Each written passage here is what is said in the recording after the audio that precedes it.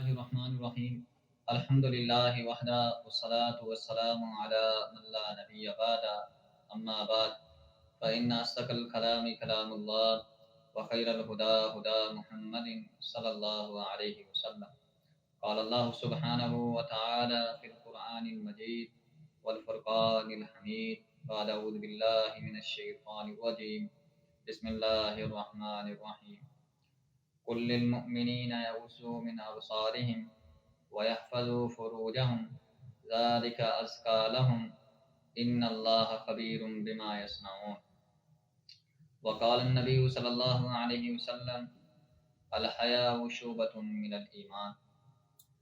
آج میں آپ کے سامنے اسلام میں شرم و حیا کی اہمیت بیان کروں گا۔ حیا ایمان کی شاخ ہے۔ حیا ایک ایسی خوبی ہے کہ جس انسان کے اندر پائی جائے اس کی ساری زندگی خیر و بھلائی میں گزر جاتی ہے، اور اس انسان سے شرم نکل جاتا ہے، اور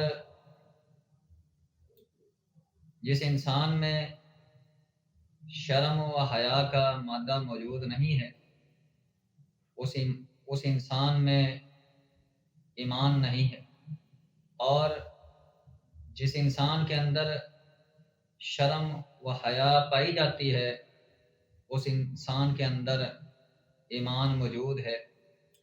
اور حیا یہ انبیاء کے اوصاف میں سے ایک وصف ہے، اور صحابہ کے اوصاف میں سے ایک وصف ہے۔ موطا کے اندر حدیث ہے، رسول اللہ صلی اللہ علیہ وسلم نے ارشاد فرمایا ان بکل دین خلقا وخلق الاسلام الحیا۔ آپ علیہ الصلوۃ والسلام نے ارشاد فرمایا ہر دین کے لیے ایک صفت ہوا کرتی ہے جو اس میں عمدہ اور غالب ہوتی ہے، اور دین اسلام کی صفت جو عمدہ اور غالب ہے وہ حیا ہے۔ بخاری شریف کے اندر حدیث ہے، آپ علیہ الصلوۃ والسلام نے فرمایا الحیاء شعبۃ من الایمان، حیا ایمان کا شعبہ ہے۔ اور ایک اور حدیث ہے بخاری شریف کے اندر الحیاء خیر کلہ، حیا ساری کی ساری خیر ہے، ساری کی ساری بھلائی ہے۔ مستدرک حاکم کے اندر ایک حدیث ہے، آپ علیہ الصلوۃ والسلام نے ارشاد فرمایا ان الحیاء والایمان قرناء جمیعا، فرمایا حیا اور ایمان یہ دونوں ساتھ جڑے ہوئے ہیں، دونوں ساتھ ملے ہوئے ہیں۔ فَإِذَا رُفِعَ أَحَدُهُمَا رُفِعَ الْآخَرُ، ان دونوں میں سے اگر ایک اٹھ جائے، ایک ختم ہو جائے تو دوسرا بھی ختم ہو جاتا ہے۔ یعنی حیا ختم ہوگی انسان سے، ایمان بھی اس سے ختم ہو گیا، ایمان بھی اس سے نکل گیا۔ اسی طرح جامع ترمذی کے اندر ایک حدیث ہے، اور ترغیب و ترہیب میں بھی یہ حدیث ہے۔ قرہ بن ایاس رضی اللہ تعالی عنہ بیان فرماتے ہیں کہ ایک دن ہم رسول اللہ صلی اللہ علیہ وسلم کے پاس تشریف فرما تھے۔ آپ علیہ الصلوۃ والسلام کے سامنے حیا کا تذکرہ ہوا۔ صحابہ نے پوچھا یا رسول اللہ صلی اللہ علیہ وسلم الحیاء من الدین، حیا یہ دین میں سے ہے؟ آپ علیہ الصلوۃ والسلام نے فرمایا بل حیاء هو الدین کلہ، بلکہ حیا سارا کا سارا دین ہے۔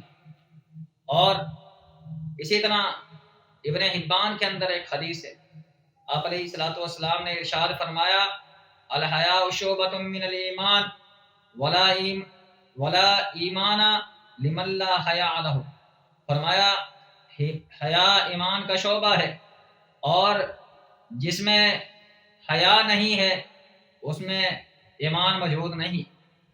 تو حیا کا مطلب یہ ہے کہ انسان اپنے آپ کو برائیوں سے بچائے، اپنی آنکھ کو، اپنے کان کو اور اپنے زبان کو، اپنے پیٹ کو، اپنے شرمگاہ کو یہ بچا کے رکھے، ان کی نگرانی کرتا رہے۔ جامع ترمذی کے اندر حدیث ہے، رسول اللہ صلی اللہ علیہ وسلم نے ارشاد فرمایا، استحیوا من اللہ حق الحیا، اللہ سے اس طرح حیا کرو جس طرح حیا کرنے کا حق ہے۔ صحابہ نے پوچھا، یا رسول اللہ صلی اللہ علیہ وسلم انا لنستحیی والحمد للہ، ہم اللہ سے حیا کرتے ہیں اور اللہ کی تعریف بیان کرتے ہیں۔ آپ علیہ الصلوۃ والسلام نے فرمایا، لیس ذالک ولکن الاستحیاء من اللہ حق الحیا، فرمایا کہ اللہ سے حیا کا حق یہ ہے، ان تحفظ الرأس وما وعى، اپنے سر کی حفاظت کرو اور جو سر کے اندر ہے، ارد گرد ہے، اس کی حفاظت کرو۔ مراد یہ ہے کانوں کی حفاظت کرو، کانوں سے صحیح سنو، اپنے زبان سے صحیح بولو اور اپنی نگاہوں سے صحیح دیکھو اور دماغ کے اندر صحیح سوچو، یہ حیا ہے۔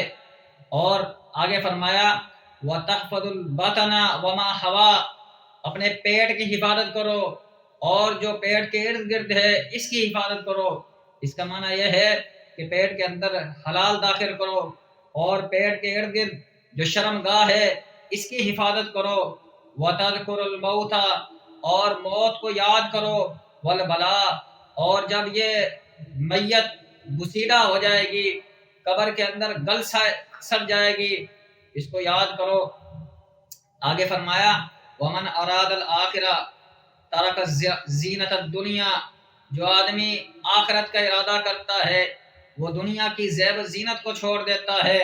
فَمَنْ فَعَلَ ذَلِكَ، جس آدمی نے یہ کام کیا، اپنے سر کی حفاظت کرتا ہے، ارد گرد زبان، کانوں کی اور نگاہوں کی حفاظت کرتا ہے، اپنے پیٹ اور شرمگاہ کی حفاظت کرتا ہے اور آخرت کو، موت کو یاد رکھتا ہے۔ آپ علیہ الصلوۃ والسلام نے فرمایا، اس آدمی نے حق الحیا، حیا کا حق ادا کر۔ تو حیا کا حقیقی معنی، حقیقی مطلب یہ ہے کہ آدمی اپنے شرمگاہ کی حفاظت کرے، نگاہوں سے اچھی چیز دیکھے، کانوں سے صحیح بات سنے اور زبان سے صحیح بات بولے اور آخرت کو یاد کرے، قبر کو یاد کرے۔ یہ اللہ سے حیا ہے اور اس آدمی نے حیا کا حق ادا کر دیا جو ان باتوں کے اوپر عمل کرتا ہے۔ آپ علیہ الصلوۃ والسلام کی ایک اور حدیث ہے، سنن ابن ماجہ کے اندر آتا ہے، آپ علیہ الصلوۃ والسلام نے ارشاد فرمایا، ما کان الفحش فی شیء الا شانہ، جس چیز میں حیا فحاشی آ جائے اس چیز کو وہ عیب دار بنا دیتی ہے، اور وما کان الحیاء فی شیء الا زانہ، اور جس چیز میں حیا آ جائے، جس میں حیا موجود ہو، وہ اس کو عمدہ بنا دیتی ہے، اس کو خوبصورت بنا دیتی ہے۔ اور اللہ رب العزت نے سورۃ القصص کے اندر حضرت شعیب علیہ الصلوۃ والسلام کی بیٹیوں کا حیا کا تذکرہ فرمایا۔ حضرت موسیٰ علیہ الصلوۃ والسلام جب مدین کے پاس سے جا رہے تھے تو ایک مقام پر دیکھتے ہیں کچھ لوگ اپنے مویشی جانوروں کو پانی پلا رہے ہیں اور دو بچیاں علیحدہ بیٹھی ہوئی ہیں۔ موسیٰ علیہ الصلوۃ والسلام نے دیکھا کہ یہ کافی دیر سے انتظار کر رہی ہیں، ان کے پاس جاتے ہیں، پوچھتے ہیں آپ کیوں یہاں بیٹھی ہوئی ہیں؟ تو وہ کہتی ہیں کہ جب یہ سارے چلے جاتے ہیں تب ہم پانی پلاتی ہیں، اور ہمارا بھائی نہیں ہے، ہمارا باپ بوڑھا ہے۔ تو موسیٰ علیہ الصلوۃ والسلام پانی پلا دیتے ہیں۔ تو جب یہ اپنی بکریاں، اپنی مویشی لے کے جاتی ہیں اور والد کو بتاتی ہیں، آج اس طرح ایک شریف لڑکا ملا تھا، اس نے ہماری بکریوں کو پانی پلایا ہے، تو شعیب علیہ الصلوۃ والسلام نے اپنی دو بیٹیوں میں سے ایک کو بھیجا، جاؤ جا کے اس کو بلا کے لے کے آؤ۔ تو جب بیٹی وہ آ رہی ہے، حیا کے ساتھ چل کے آ رہی ہے، اللہ رب العزت نے شعیب علیہ الصلوۃ والسلام کی بیٹی کی حیا کو، اس کے شرم پن کو، شرمانے کو اللہ نے قرآن بنا دیا۔ اللہ نے فرمایا، فجاءت احداهما تمشي على استحياء قالت ان ابي يدعوك. تو جب وہ ان دونوں میں سے ایک چل کے آ رہی تھی، الاستحیاء حیا کے ساتھ آ رہی تھی، شرماتی ہوئی چل رہی تھی، اور وہ آ کے کہتی ہے ان ابی یدعوک، ہمارا باپ یعنی شعیب علیہ الصلوۃ والسلام آپ کو بلا رہے ہیں، موسیٰ علیہ الصلوۃ والسلام. تو اس آیت سے پتہ یہ چلتا ہے انبیاء میں اور انبیاء کی بیٹیوں میں بھی حیا پائی جاتی تھی. اور نبی علیہ الصلوۃ والسلام کے بارے میں آتا ہے آپ علیہ الصلوۃ والسلام ایک کنواری لڑکی سے بھی زیادہ شرم حیا کیا کرتے تھے، اور آپ علیہ الصلوۃ والسلام کنواری لڑکی سے بھی زیادہ شرمیلے تھے، اور آپ کے اندر حیا پائی جاتی تھی.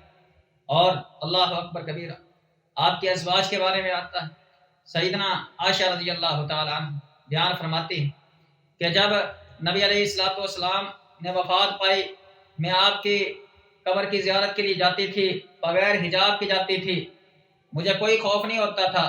جب وہاں میرے بابا داخل ہوئے، دفن ہوئے، تو میں آپ قبر کی زیارت کے لیے جاتی تھی، بغیر حجاب کے جاتی تھی، اور جب عمر رضی اللہ تعالیٰ عنہ وہاں داخل ہوئے تو میں حجاب پہن کے جانتی تھی، مجھے حیا آتی تھی. تو دیکھ لیجئے صحابیات جو اس دنیا سے فوت ہو گئے ان سے بھی حیا کرتی تھی. اور سیدہ فاطمہ رضی اللہ تعالی عنہ یہ سید النساء ہے، جنت میں عورتوں کی سردار ہوئے گی.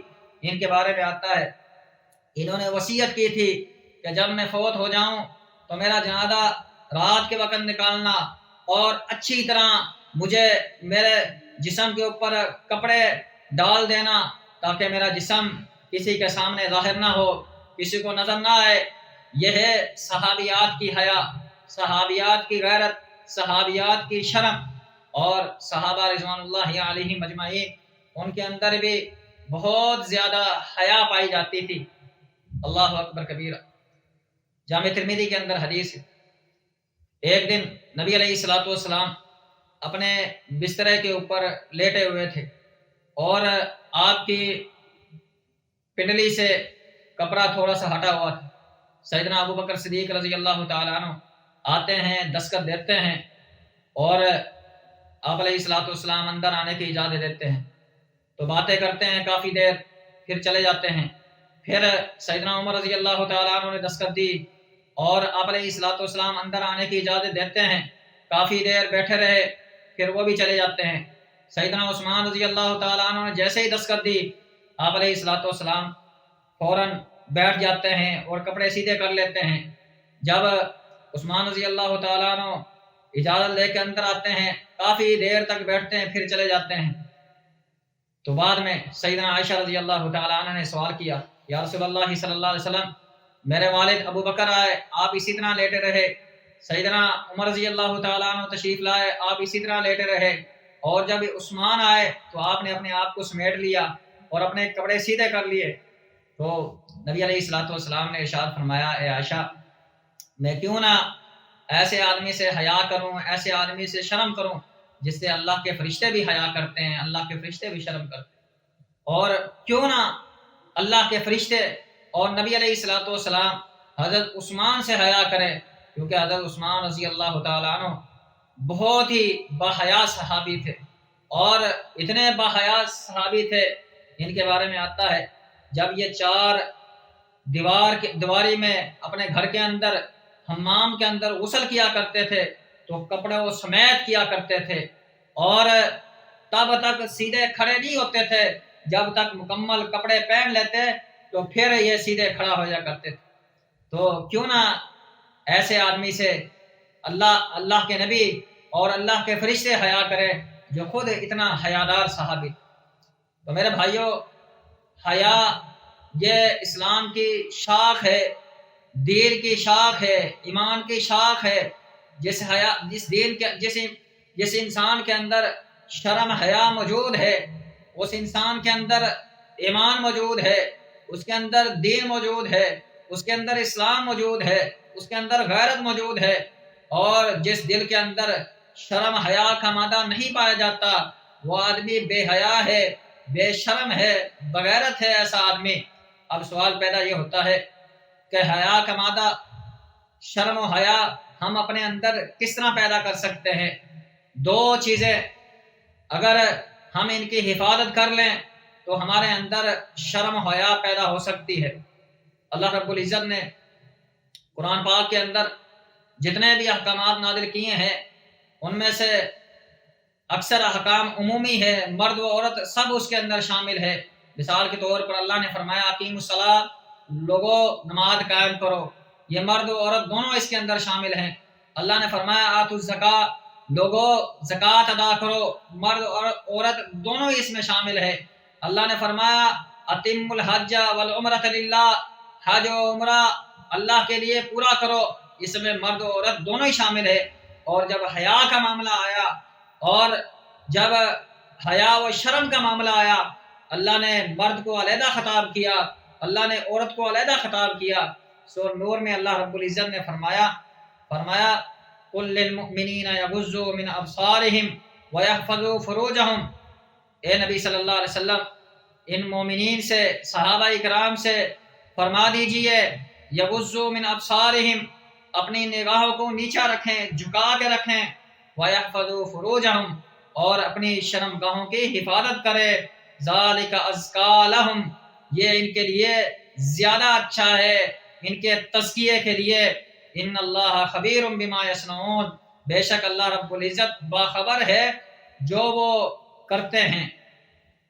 تو اسی طرح یہی حکم اللہ رب العزت نے عورتوں کو دیا۔ آگے ہی اللہ نے فرمایا وَقُلْ لِلْمُؤْمِنَاتِ يَغْضُضْنَ مِنْ أَبْصَارِهِنَّ وَيَحْفَظْنَ فُرُوجَهُنَّ، اے نبی صلی اللہ علیہ وسلم آپ مومنات سے، صحابیات سے یہ کہہ دیجئے، یہ فرما دیجئے کہ اپنی نگاہوں کو نیچے جھکا کے رکھیں، وَيَحْفَظْنَ فُرُوجَهُنَّ، اور اپنی شرمگاہوں کی حفاظت کریں، وَلَا يُبْدِينَ زِينَتَهُنَّ، اور اپنی زینت کسی کے لیے ظاہر نہ کریں، إِلَّا مَا ظَهَرَ مِنْهَا، مگر ظاہری زینت ظاہر کر سکتی ہیں، وَلْيَضْرِبْنَ بِخُمُرِهِنَّ عَلَى جُيُوبِهِنَّ، اور اپنے جو چہرہ ہے اس کے اوپر چادریں اوڑھ لے اور اپنے چہرے کو چھپا کے رکھے۔ اور ان آیات میں اللہ رب العزت نے دو چیزوں کا بیان فرمایا ہے مرد و عورت کے لیے علیحدہ علیحدہ، ایک نظروں کو جھکانا اور دوسرا اپنی شرمگاہ کی حفاظت کرنا۔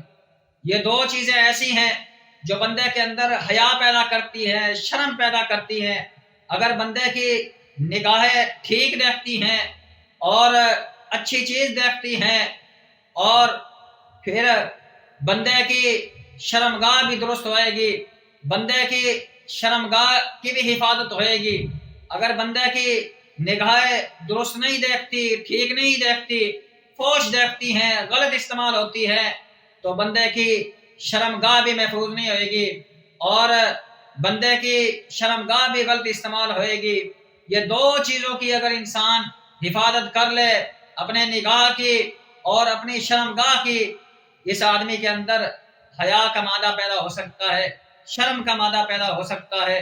اللہ اکبر کبیرہ۔ اللہ رب العزت نے سورۃ احزاب میں مومنات کے بارے میں فرمایا یا ایھا النبی قل لازواجک وبناتک ونساء المؤمنین یدنین علیہن من جلابیبہن، اے نبی صلی اللہ علیہ وسلم آپ ازواج مطہرات سے اور بیٹیوں سے اور مومنات سی عورتوں سے ان کو حکم دیجئے کہ یہ پردہ کر لیں۔ تو رات کو حکم نازل ہوتا ہے، اگلے دن فجر کے اندر اسی دن ساری کے ساری عورتوں، انصار کی عورتیں پردہ کر کے مسجد کے اندر فجر کی نماز میں آتی۔ اور اسی طرح اللہ رب العزت نے فرمایا سورہ احزاب میں یا نساء النبی لستن کاحد من النساء ان اتقیتن فلا تخضعن بالقول فیطمع الذی فی قلبہ مرض وقلن قولا معروفا، اے نبی صلی اللہ علیہ وسلم کی عورتوں لستن کاحد من النساء، تم عام عورتیں نہیں ہو، ان اتقیتن تم اللہ سے ڈرتی رہنا، فلا تخضعن بالقول اپنی بات کے اندر نرمی پیدا نہ کرنا، فَيَطْمَعَ الَّذِي فِي قَلْبِهِ مَرَضٌ، ایسا نہ ہو کہ جس کے دل کے اندر بیماری ہو وہ آپ کی طرف مائل ہو جائے اور اس کے دل کے اندر وسواس پیدا ہو جائے۔ وَقُلْنَ قَوْلًا مَعْرُوفًا، اور اچھی بات کہنا۔ اب اس آیت سے کیا پتہ چلتا ہے؟ اللہ رب العزت ازواج مطہرات کو بھی یہ حکم دے رہے ہیں کہ اپنی بات کے اندر نرمی نہیں کرنی، اور بات کرنے والی صحابیات ہے جن سے بات کی جا رہی ہے، جن کو مسئلہ بتایا جا رہا ہے، وہ صحابہ اکرام ہیں جن کے بارے میں اللہ نے فرمایا رضی اللہ عنہم ورضوا عنہ، اللہ ان سے راضی ہو گیا، یہ اللہ سے راضی ہو گیا۔ اس کے باوجود بھی شریعت نے کس قدر احتیاط کا پہلو رکھا ہے، شرم حیا کو نمایاں کیا ہے اللہ رب العزت نے۔ اسی طرح پھر اللہ رب العزت نے فرمایا وَقَرْنَ فِي بُيُوتِكُنَّ وَلَا تَبَرَّجْنَا تَبَرُّجَ الْجَاهِلِيَّةِ الْأُولَىٰ، اپنے گھروں کے اندر ہی رہنا، اور تبرج الجاہلیت الاولیٰ، زیب و زینت کو اس طرح ظاہر نہ کرنا لوگوں کے لیے جس طرح جہالت کے اندر لوگوں کے لیے عورتیں زیب و زینت کو ظاہر کرتی تھی۔ وَأَقِمْنَ الصَّلَاةَ، اللہ نے حکم دیا نمازیں پڑھتی رہنا اور زکوٰۃ ادا کرتی رہنا۔ وَأَطِيعْنَ اللَّهَ وَرَسُولَهُ، اللہ اور اس کے رسول کی اطاعت کرتی رہنا۔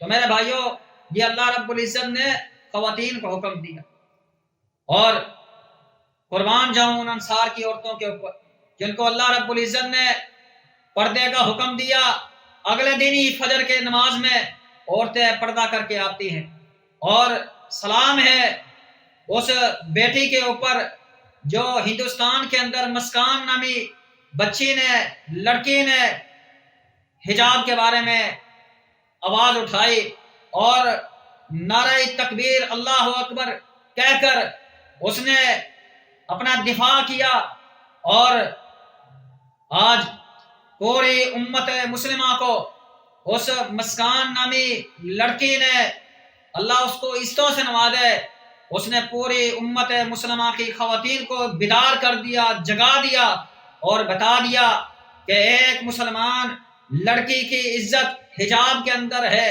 اور ایک مسلمان بیٹی حجاب کے اندر ہی اچھی لگتی ہے۔ اور امت مسلمہ کے تمام والدین کو اس بچی نے بتا دیا کہ اپنی بچیوں کو جب کالج بھیجنا ہے، اسکول میں بھیجنا ہے، یونیورسٹیوں میں بھیجنا ہے، باحجاب بھیجنا ہے، یہی عورت کی شان ہے۔ اور ایک عورت نے یہ حجاب کا نعرہ لگایا، اور آج اللہ اکبر کبیرہ پورے ہندوستان کے اندر جو مسلمان عورتیں جن میں اللہ نے حیا کا مادہ رکھا ہے وہ احتجاج کر رہی ہیں، ہمیں حجاب چاہیے، ہمیں حجاب چاہیے، ہم پردہ کرنا چاہتی ہیں، اور یونیورسٹی یا کالج کے اندر ہم پردے کے بغیر نہیں جائیں گی، ہمیں اجازت دی جائے۔ اور پاکستان اور پوری دنیا کے اندر، مسلم ممالک کے اندر، اور بلکہ پوری دنیا کی اسمبلیوں میں عورتیں، مرد یہ اس بچی کا نام لے کر اس کو سلام پیش کر رہے ہیں جس نے آواز اٹھائی تھی کہ حجاب ہماری زینت ہے، حجاب ہمارا پردہ ہے، اور مسلمان بچی پردے میں اچھا لگتی ہے۔ تو میرے بھائیوں، اگر ہم چاہتے ہیں کہ ہمارے اندر حیا کا مادہ پیدا ہو، شرم کا مادہ پیدا ہو، تو ہمیں دو کام کرنے ہوں گے۔ ایک، اپنی نگاہوں کو جھکا کے رکھنا ہوگا، نگاہوں سے صحیح دیکھنا ہوگا، اور دوسری اپنی شرمگاہ کی حفاظت کرنی ہوئے گی۔ شرمگاہ کی حفاظت نظر کے اوپر موقوف ہے۔ نظر اگر اچھا دیکھتی ہے، نظر اگر صحیح دیکھتی ہے تو ہماری شرمگاہ بھی صحیح ہے۔ نظر اگر نگاہیں اگر غلط دیکھتی ہیں تو ہماری شرمگاہ بھی غلط استعمال ہوئے گی۔ اسی طرح یہ وہ عورتیں تھیں جو، اور صحابیات اور وہ بچے جنہوں نے حجاب کے بارے میں آوازیں اٹھائیں، اور صحابیات نے ان آیات کے اوپر فوراً عمل کیا۔ آج عورت مغربی تہذیب کی نقالیاں کرتی ہیں بعض عورتیں، اور یہ نعرہ لگاتی ہیں ہمیں آزادی چاہیے، ہماری جسم ہماری مرضی کے نعرے لگاتی ہیں، اور یہ 14 فروری کو ویلنٹائن ڈے کے نام سے بے حیائی کا بازار گرم کیا گیا۔ تو مسلمانوں، ہماری حیا کہاں گئی؟ ہماری حیا، اور یہ حیا کا مسلمان بچیاں، مسلمان عورتیں جو بے پردگی کے ساتھ حیا کا جنازہ نکال لیے ہیں، اور ان کو اللہ سے ڈرنا چاہیے۔ اللہ رب العزت نے فرمایا ان الذین یحبون ان تشیع الفاحشہ، جو لوگ فحاشی کو پسند کرتے ہیں کہ مومنین کے اندر فحاشی کو پھیلا دیں، اللہ نے فرمایا ان کے لیے دردناک عذاب ہے، دنیا کے اندر بھی آخرت کے اندر بھی ان کے لیے دردناک عذاب۔ اور نبی علیہ الصلوۃ والسلام نے فرمایا جو عورت خوشبو لگا کے بازار کی طرف نکلتی ہے، آپ نے 3 مرتبہ ارشاد فرمایا یہ عورت زانیہ ہے، یہ عورت زانیہ ہے، یہ عورت زانیہ ہے۔ اور جو عورت مسجد کے اندر خوشبو لگا کے آتی ہے، آپ علیہ الصلوۃ والسلام نے فرمایا کہ ایسی عورت کو چاہیے جب یہ گھر جائے غسل کرے۔ تو ایک اور حدیث میں آپ علیہ الصلوۃ والسلام نے فرمایا کتنی ایسی عورتیں ہیں جو دنیا کے اندر لباس پہنتی تھی، کل قیامت والے دن یہ عورتیں ننگی ہوئیں گی۔ کیوں ننگی ہوئیں گی؟ کہ دنیا کے اندر ایسا لباس پہنتی تھی، تنگ لباس پہنتی تھی، ظاہراً لباس ہوتا تھا مگر وہ لباس نہیں ہوتا تھا، اور بے نقاب ہو کر پردے کے بغیر فیشن کر کے زیب و زینت تان کر بازاروں میں آتی تھی، باہر آتی تھی تاکہ مرد ان کی طرف مائل ہوں۔ کل قیامت والے دن یہ عورتیں ننگی ہوئیں گی۔